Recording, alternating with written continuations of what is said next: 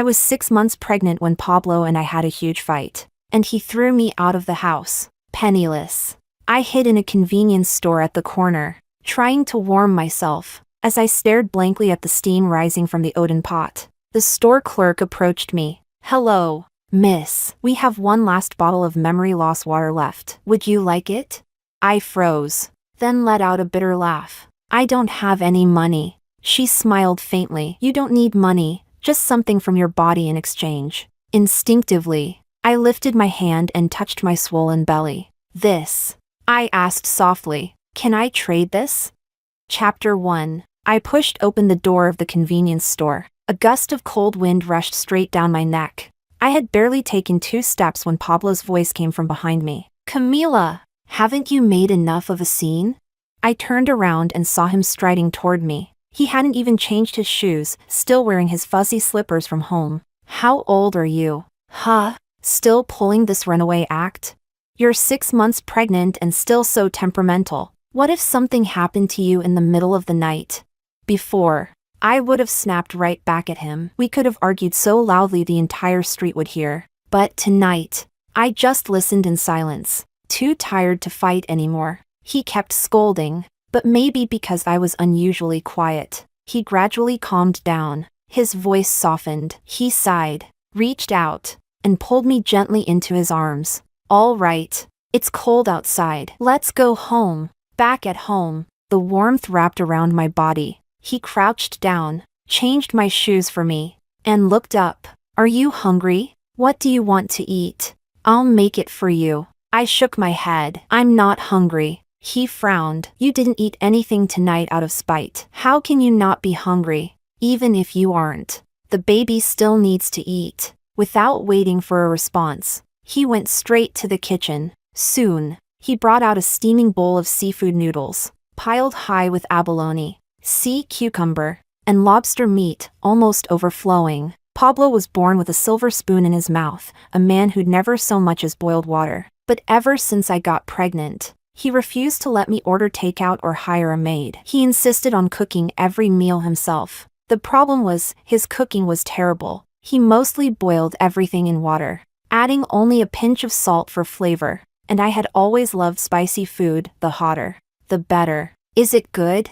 He sat across from me, watching me intently. I nodded, picked up some noodles, and said softly, "It's fine." But the seafood hadn't been cleaned properly. The fishy taste was strong, making the bland broth even harder to swallow. I forced down each bite, one after another, ignoring the nausea rising in my throat. Then his phone rang sharply. "Something urgent at the company," he said as he grabbed his coat and car keys. "Stay home and don't go out again." The door slammed shut with a loud bang. I put down my chopsticks, staring at the half-eaten noodles. My stomach churned violently. I ran to the bathroom and threw up until I was dizzy and weak. When it was finally over, I leaned against the cold tile wall, tears streaming uncontrollably down my face.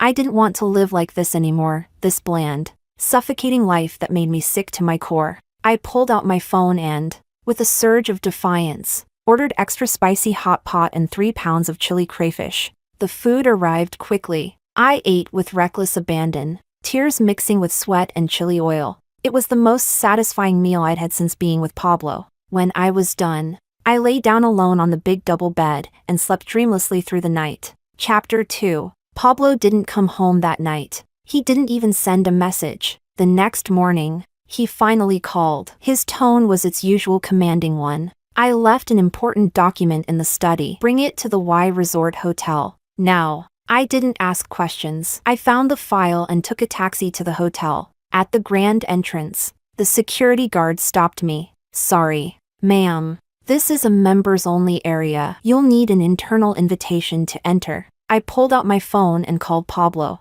Once, twice, no answer. The wind was biting cold. I pulled my coat tighter and waited. Nearly an hour passed. My feet had gone numb when I finally saw Pablo's assistant, Elise, rushing out toward me. "Madam, so sorry. So sorry. Mr. Pablo's in a meeting." He apologized repeatedly and led me to a large villa, saying Pablo had been working there lately. When Pablo saw me, his brow furrowed immediately. I asked you to bring a file. How could you take so long? You can't even do something this simple?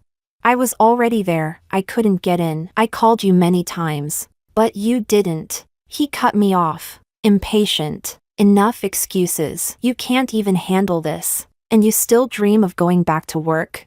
You can't deliver a document properly. What else can you possibly do? His words pierced like needles. I had brought up working again many times, but he always refused.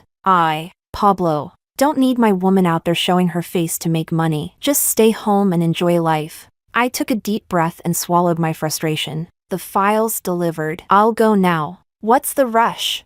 His tone softened a little. Wait in my office. I'll take you out for lunch after the meeting. Before I could refuse, he was already surrounded by his team and walking away. Elise led me to his office. The moment I opened the door, it was like stepping into a beauty pageant. 7 or 8 young, gorgeous women sat at their desks, each perfectly made up and dressed to impress. Pablo had 2 unshakable rules for hiring secretaries. 1, they had to be beautiful. 2, they had to be under 25. People in the industry jokingly called his secretary team the Goddess Squad. I, in my bulky down jacket, walking among them, must have looked like a penguin lost in Swan Lake. I didn't care. I just sat down on the sofa. But I could feel their curious stares sticking to me like glue. Their voices were low, but every word reached my ears clearly.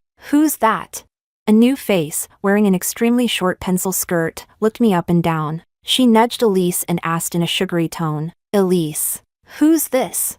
Elise answered quietly, the boss's wife. The young secretary's eyes widened, and her voice jumped slightly in surprise. The boss's wife? Is she a celebrity or something? She's covered up like one. Elise shook her head. No, she's not. The girl pursed her lips, her tone dripping with mockery. Oh, not a celebrity? Then why all the hat and mask, trying that hard to look mysterious? Another girl beside her tugged her sleeve, trying to stop her, but she ignored her completely, giving me a bold, disdainful look before sneering again. Maybe it's because she's not very good looking? And look at her figure, it's huge. Like a water barrel. Chapter 3. I lowered my eyes. Even the thick down jacket couldn't hide my bloated, misshapen body. Ever since getting pregnant, my weight had been changing day by day. Every curve, every bit of my old figure was gone. As for why I wore a mask and a hat, it was because of Pablo. He said it was for my protection. He had made many enemies in business, and he didn't want anyone targeting me. Elise scolded the young secretary in a low voice. Watch your mouth. The boss loves his wife. Show some respect. The girl pouted, rolled her eyes, and looked utterly unimpressed. I gestured calmly toward her. You, go get me a cup of coffee. When Pablo came out of his meeting, the first thing he saw was the cup of coffee sitting in front of me. His brow instantly furrowed. Who made you that coffee?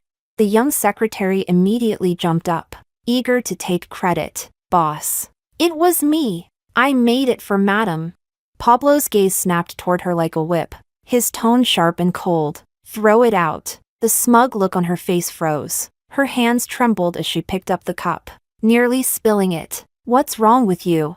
Then Pablo turned to me, his voice full of reprimand. Can you even drink coffee right now? Do I have to remind you of this kind of common sense every time?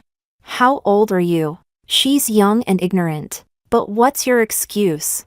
The entire office area went dead silent. Every secretary lowered her head, terrified of drawing his anger. His words twisted something deep in my chest. I swallowed the bitterness in my throat, tugged lightly at his sleeve, and broke the suffocating silence. I'm hungry, I said softly. His face was still tight, but he took out his phone and ordered a nutritious meal from the hotel kitchen. The food arrived quickly, beautifully plated. Premium ingredients, mild and healthy, perfectly in line with his expectations. He didn't sit down with me. Take your time eating. I've got a team dinner downstairs in the courtyard. I walked out onto the balcony overlooking the courtyard, and there it was, his so-called team dinner. A long buffet table stretched across the yard. His beautiful secretary squad was gathered around him, radiant with laughter and makeup, clinking glasses, their faces glowing under the lights. He stood in the center, confident and casual, one hand holding a wine glass.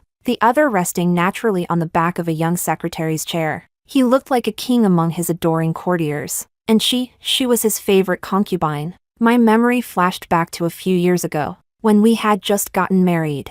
I had once been jealous of his overly glamorous secretary team and asked him to replace them. He had laughed, called me petty, and said secretaries were the company's image. I should be more understanding, more mature. He cupped my face back then and swore that in this lifetime, both his heart and body belonged to me alone. 4 years. He had indeed never been caught in any scandal, not openly, anyway. But now, down in that courtyard, that same secretary in the short skirt laughed sweetly and picked up a grape, holding it up to his lips. He didn't hesitate, he leaned forward and ate it, like it was the most natural thing in the world. The air felt stuck in my chest, the image burning my lungs.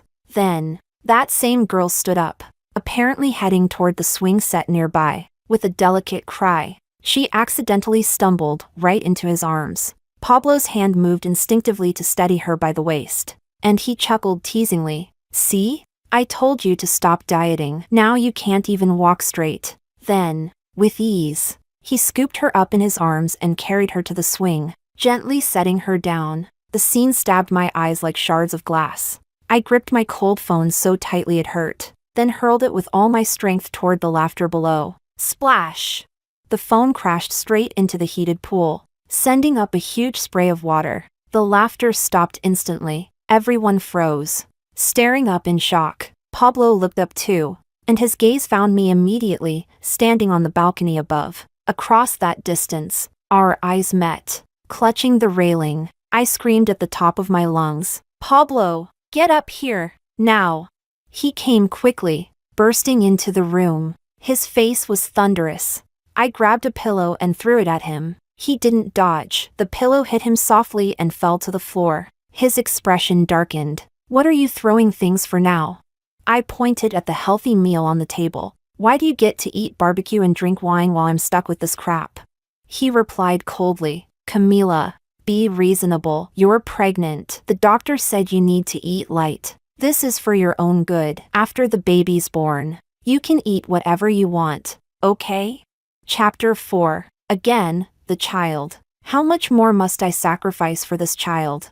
Besides, I never even liked children. It was Pablo who secretly replaced my birth control, and that's how I ended up pregnant. He walked over, picked up the chopsticks, and lifted a piece of boiled vegetable toward my mouth. His tone softened, coaxing me like a disobedient child. "Ah, open your mouth." I turned my head sharply to the side, avoiding the vegetable. Tears welled up uncontrollably. Child, is that all you see, the child? Just because I'm pregnant, I can't even choose what to eat anymore? I'm a living person, not your breeding machine. Pablo's expression darkened completely. He set down the chopsticks with a heavy thud. "You're about to become a mother. Can't you stop being so stubborn and irrational?" He sat beside me, gripping my shoulders firmly. "Be good.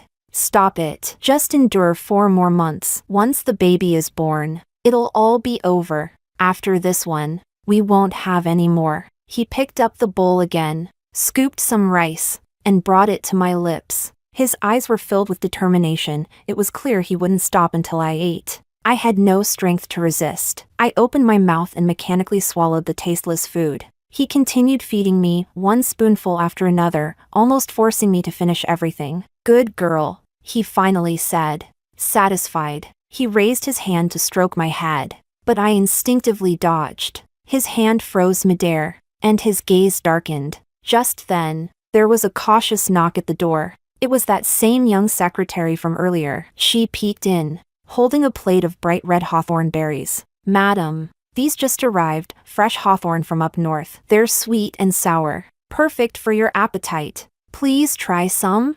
Pablo stood up and took the plate. "Thank you." He paused, glanced at her, and said, "I'll be giving a media interview soon. Stay here and take care of Madam." The secretary's smile faltered, but she didn't dare object. She pouted slightly. "Yes, boss." Pablo strode out of the room. The secretary sighed dramatically and began pacing restlessly, clearly annoyed. She kept glancing toward the door, her mind already at the interview site. You don't have to stay here. I said, go do your work. Oh no. She said quickly, the boss told me not to leave your side. I have to follow orders. A wave of irritation rose in my chest. Rather than suffocate in the same room with her, I might as well go out. Fine. I said, standing up. Let's go watch the interview. Her eyes lit up immediately. She hurried after me. The interview was being held in the hotel's grand banquet hall. When we arrived, the room was packed with reporters, cameras flashing toward the man on stage, dazzling, confident, commanding attention. Pablo sat gracefully, answering questions with charm and humor, drawing waves of laughter from the audience. A female reporter stood up to ask, Mr. Pablo, congratulations on being voted the most popular entrepreneur of the year once again. We've noticed you have a large female fan base, and everyone's very curious about your relationship status. May I ask, are you married? Instinctively, I clenched my fists. On stage, Pablo faced the camera, his voice firm. No. Beside me, the secretary let out a barely audible snicker. Tisk. So he's not married after all. What's the point of pretending to be the boss's wife then? Yes. I wasn't anyone's Mrs. CEO. Pablo and I had never registered our marriage, never held a wedding. He once told me that, as the head of a listed company, his marital status had to be made public for my safety, and to avoid being targeted by his business rivals. We couldn't make it official yet, and I believed him. The reporter pressed further. Then, Mr. Pablo, does that mean you're currently single? Pablo smiled smoothly at the microphone. Yes. A sharp buzz exploded in my mind. Next to me, the secretary could barely contain her glee, her face glowing with mockery and delight. My blood seemed to turn to ice. The world went dark around me. My vision blurred, spinning, twisting, everything distorting into chaos. Then the shouts came. Someone's fainted. There's so much blood. And before I lost consciousness completely, I vaguely heard a voice in the distance, hoarse, panicked, broken. Wife! Pablo's scream. Chapter 5. I woke up to the sharp smell of disinfectant. Pablo was sitting beside the hospital bed. His expensive suit was wrinkled beyond recognition. His trousers stained with dark, dried blood. One of his hands clutched mine tightly, while the other supported his forehead. His eyes were closed, brows knitted together, dark circles heavy under them. He must have stayed here all night. Sensing movement, he jolted awake. When he saw my eyes open, he immediately leaned closer, his eyes bloodshot. His voice was hoarse and trembling. You're awake. Honey, do you feel any pain? Does your head hurt? Your stomach? I didn't answer. I struggled to lift my other hand and touched my abdomen. It was empty. Where's the baby? Pablo's eyes turned red, moisture gathering in them. He lowered his head, his shoulders shaking slightly. Gone. Honey, our baby is gone. He sounded like a man who had just lost the most precious thing in his world. Consumed by grief, I closed my eyes. Hot tears slid from the corners and soaked into my hair. He pressed his face against mine. Why? I was so careful. I swear I was. His voice broke. Maybe it was the hawthorn. It promotes blood flow.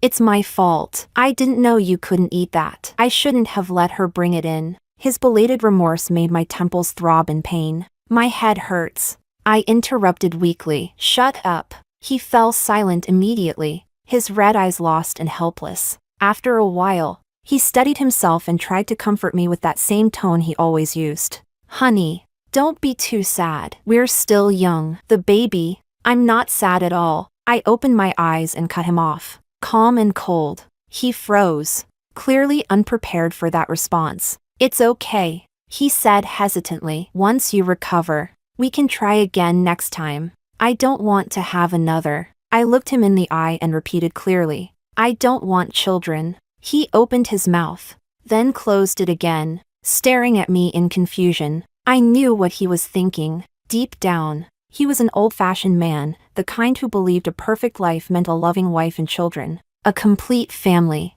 When I'd first found out I was pregnant, he'd been giddy like a child. He personally oversaw the renovation of 2 children's rooms, one painted sky blue with toy cars and dinosaurs, the other pink, filled with Barbie dolls and plush toys. Back then, he'd held me in his arms, smiling with rare tenderness. No matter if it's a boy or a girl, we'll only have this one. We'll give it all our love. Now, those 2 rooms would forever remain empty. This miscarriage was just an accident. He tried to reason with me. Next time, I'll be more careful. I'll take even better care of you.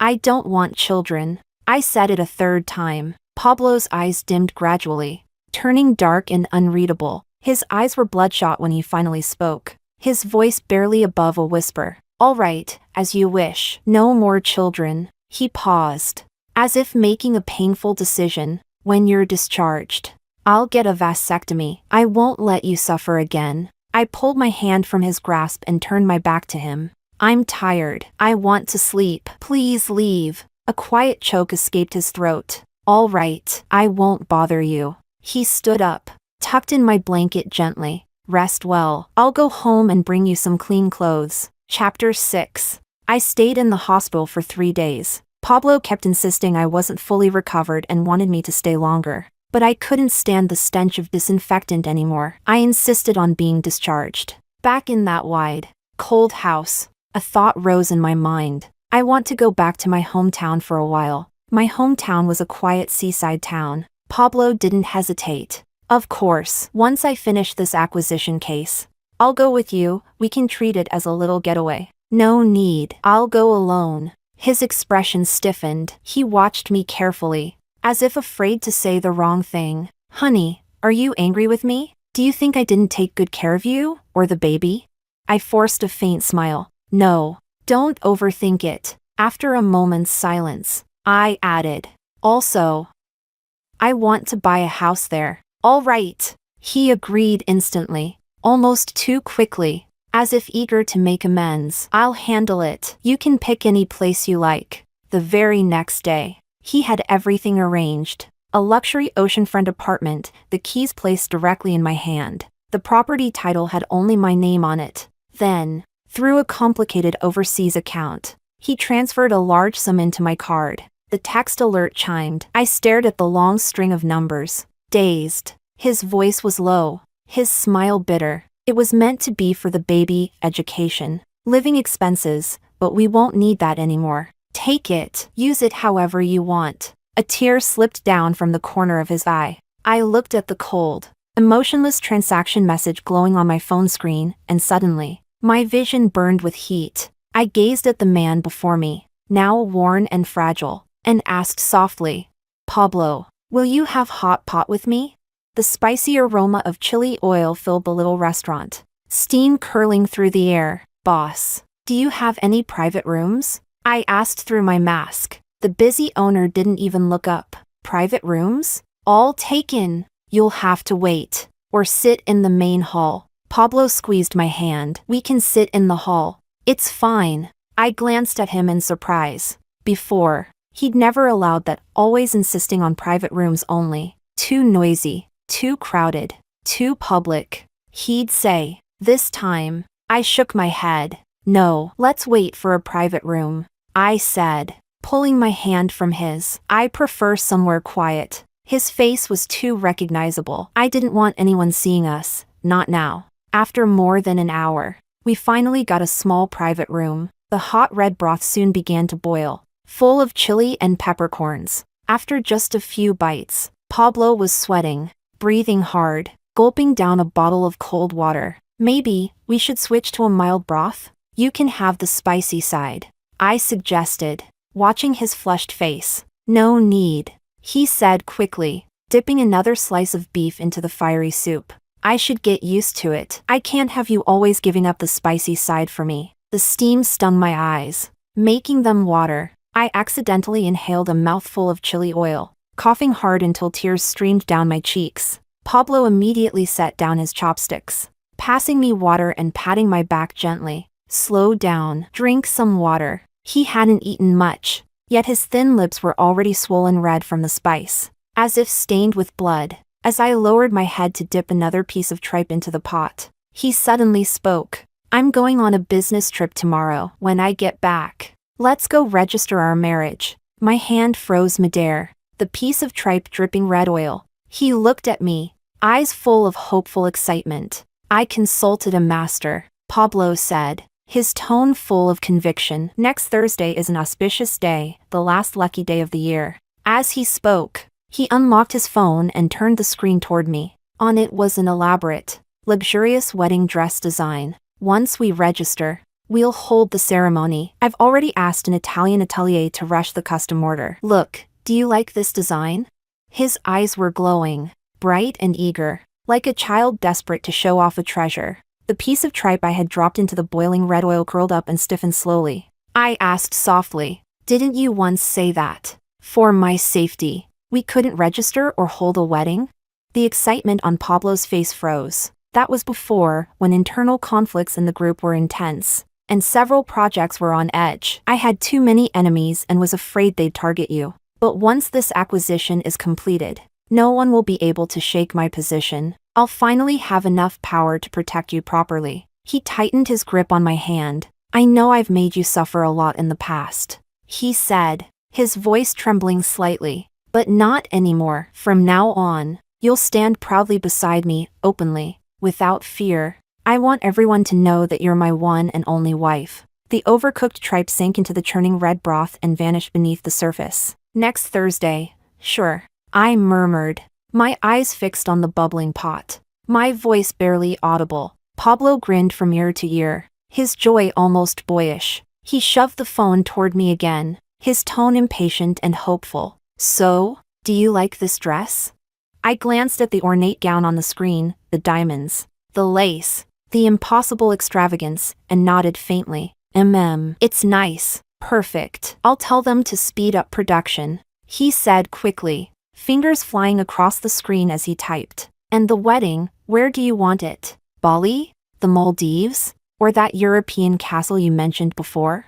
I'll make it happen. I lowered my gaze, biting down on the crisp vegetable in my mouth until it snapped. My voice was muffled. Let's just eat. We can talk about it later. The enthusiasm in his face dimmed slightly, his joy dampened by my indifference. Still, he tucked away his phone but kept talking, lost in his own plans. I think Bali and the Maldives would both be great, sunshine, beaches, or maybe that European castle. We can shortlist a few and take our time choosing. The wedding should be in spring or autumn, not too cold, not too hot. You'll be comfortable in your dress. He spoke excitedly about the future, every detail, every plan, meticulously thought out, while I stared at the boiling red broth, my expression unreadable. Chapter 7. I didn't hear a single word of what he was saying. When we finished eating, the enthusiastic restaurant owner gave us a pair of bright red matching couple mugs as a gift. Looking at the cups, a sudden thought struck me. I had forgotten something important. Oh, right. Last time I went to your company, I think I lost an earring. I want to look for it. Pablo didn't suspect a thing. Wrapping an arm around my waist, he said, sure. I need to stop by the office anyway to grab a document. The office tower still glowed brightly in the night. I walked straight to Pablo's desk and bent down, pretending to search. Did you find it? He asked, walking over with a folder in hand. I shook my head. No, maybe I remembered wrong. My eyes fell on his desk, on a mug printed with the logo of a famous designer brand. Pablo, where's the cup I gave you? It was from our 4th anniversary, a pair of handmade ceramic mugs I'd made myself at a pottery studio. They were ugly cute, one shaped like a proud little tiger with his name on the bottom, and the other a squirrel clutching a pine cone with my name carved beneath. I remembered clearly how he had taken the squirrel cup from me, saying, "This one looks like you. I want this one, so I can think of you every time I drink water." Pablo paused, then seemed to recall it. Oh, that handmade one? Lisa liked it, so she swapped it for this designer cup. Lisa, the secretary who brought me Hawthorne, mocked me in the office, and accidentally fell into his arms. So, he had never fired her. A cold wave of fury rushed through me, my fists trembling. That's my cup! My voice rose sharply, slicing through the office silence. Tell her to give it back, now! My shouting reached the secretary room. The door opened, and Lisa poked her head in, holding that familiar squirrel mug in her hand. Her face wore a perfect blend of innocence and smugness. Boss. Madam, were you talking about this cup? I lunged forward, reaching for it. Lisa gasped in feigned panic, her wrist trembling. Crash! The cup hit the floor with a sharp crack, shattering into countless fragments. Lisa covered her mouth, eyes welling up with tears, her voice trembling pitifully.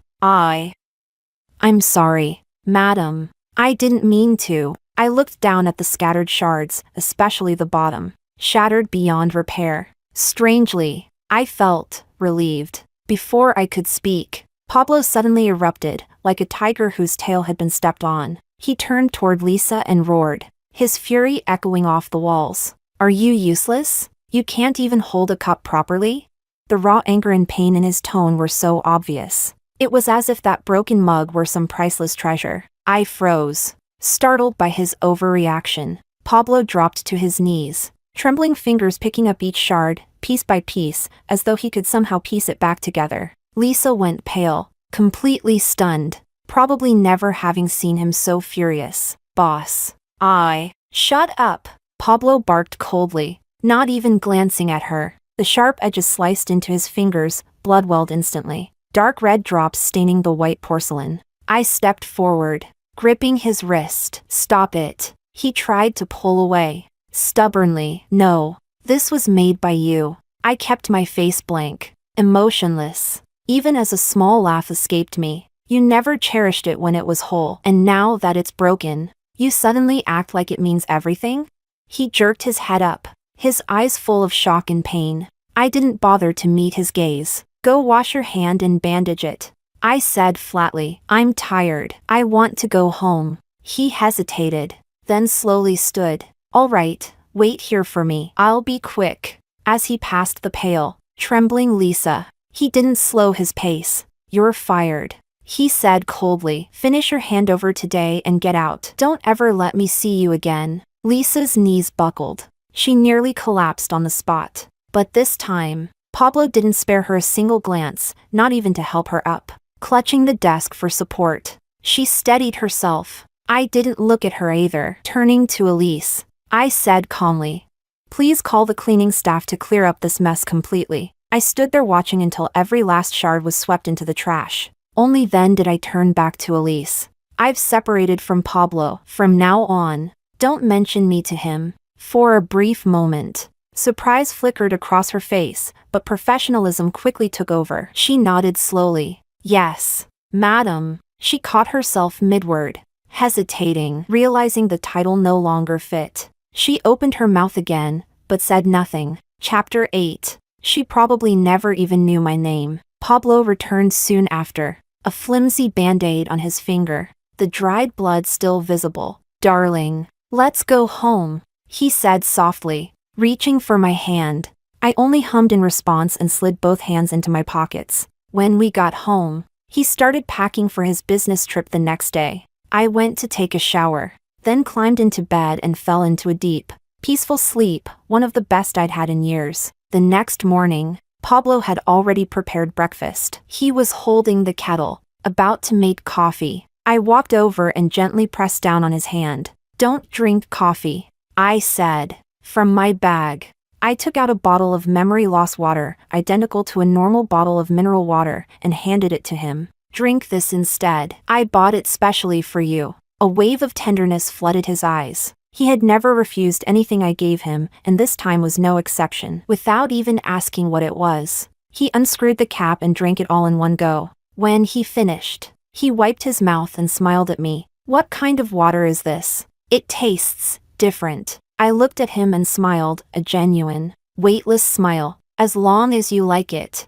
At the door, as he was leaving, he leaned down out of habit to kiss me. I turned slightly. His lips brushed my cheek instead. He didn't seem to mind, pulling his suitcase with a cheerful tone. Wait for me, darling. I stood by the door, looking into his eyes. My voice was calm. Goodbye, Pablo. After he left, I moved quickly. I erased every trace of myself from the house, clothes, skincare, books, even the bowl and chopsticks I always used in the kitchen. Not a single strand of hair was left behind. Everything was packed into boxes and shipped to my seaside hometown. When the courier carried away the last box, I stood in the empty, cold living room and looked around. There was no longer any sign that I had ever lived here. Winter at home was warm, even in December. The temperature hovered around 20 degrees. The sea breeze carried a hint of salt and comfort. I opened a small cat cafe. The cats I raised were sleek, affectionate, and soon became local favorites. The shop thrived quickly. One lazy afternoon, sunlight spilling through the windows, I dozed off on the couch with a ragdoll cat in my arms. The warmth of the sun made both of us drowsy and content. The wind chime at the door jingled softly. "Welcome," I called out, lifting my head. The moment I saw the person who entered, my body froze, my arms instinctively tightening around the cat. It was Pablo. Chapter 9. He had lost a lot of weight. His cheeks were slightly sunken, and his complexion was an unhealthy shade of pale. Exhaustion and weariness were etched deeply between his brows. He walked toward me. My whole body tensed. My fingers unconsciously tightened around the soft fur of the cat in my arms. The cat meowed in protest. Squirming unhappily, Pablo stopped in front of me, his gaze falling on the cat I was holding. The way he looked at me was completely unfamiliar, like he was staring at a stranger on the street. And yet, beneath that strangeness, there flickered a faint trace of confusion, of something lost. "Excuse me," he spoke at last, his voice hoarse. "Is the cat in your arms for sale?" The distance, the unfamiliarity in his tone, was so real, so final. The weight in my chest sank heavily. The memory-erasing water had truly worked. "I'm sorry," I heard myself say, my voice calm and detached. "This one isn't for sale," he persisted. "I really like it. I'll pay any price, tens of thousands, hundreds if needed. Name it." I shook my head firmly. "No amount of money can buy it." A clear flicker of sadness crossed his face. He looked lost, as though confused by his own strange obsession. "Forgive me," he murmured, almost to himself. I saw it through the shop window earlier, and it felt familiar. It made me feel like I'd forgotten something important. I froze. Before I got pregnant, I had a beautiful ragdoll cat named Coco. But when Pablo learned about the pregnancy, he had insisted that pregnant women can't be around pets. Despite my protests, he secretly gave Coco away. After leaving him, I spent months searching before finally finding Coco again. "All ragdolls look alike," I said, turning away from his confused gaze. "You can take a look at the other cats instead." He didn't. He just shook his head helplessly, like a lost child,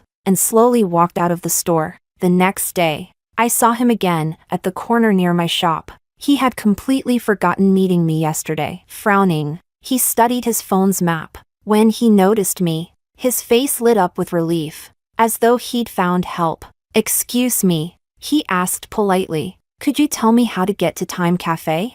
Like a stranger with a kind heart, I smiled faintly and pointed the way. "Turn left at the next intersection. It's about 100 meters ahead." "Thank you," he said, nodding before walking off briskly. Time Cafe. That was the little coffee shop I had once mentioned to him offhand, saying I liked the name because it sounded beautiful. The convenience store clerk had been right. Those who drink memory-erasing water truly forget, completely. Even if they meet again, there won't be a trace of recognition. He had truly, completely forgotten me. Good. Later, I saw his name again, in the financial news. The resort he had acquired and remodeled, Y Resort, had officially reopened under a new name, Lucas Resort. During the grand opening, a reporter interviewed him. "Mr. Pablo, may I ask, what's the meaning behind the name Lucas?"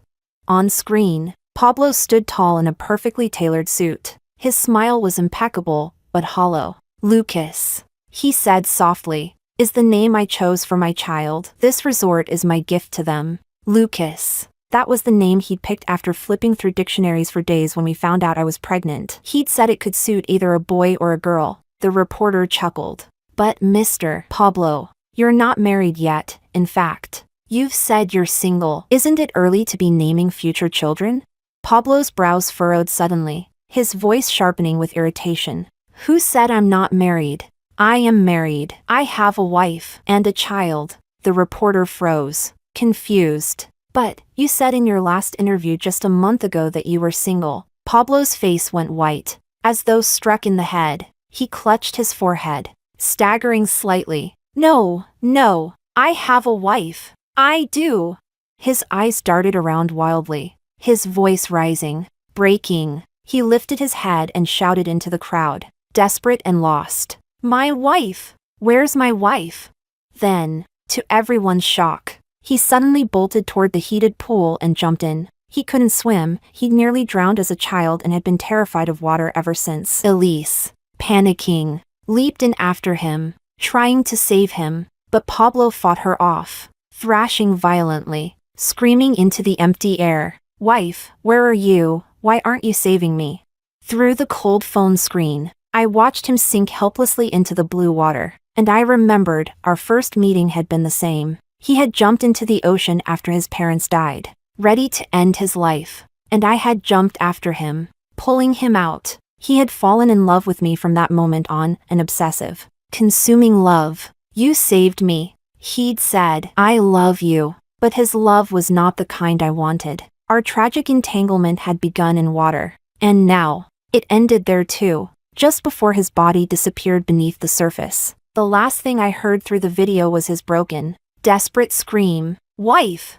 Later, rumors spread. They said the young CEO had developed a severe case of hysteria. He no longer ran his company. Instead, he wandered aimlessly through all the places he'd once gone with his wife. He would stop strangers, eyes lost and vacant, asking over and over, have you seen my wife? Do you know where my wife is?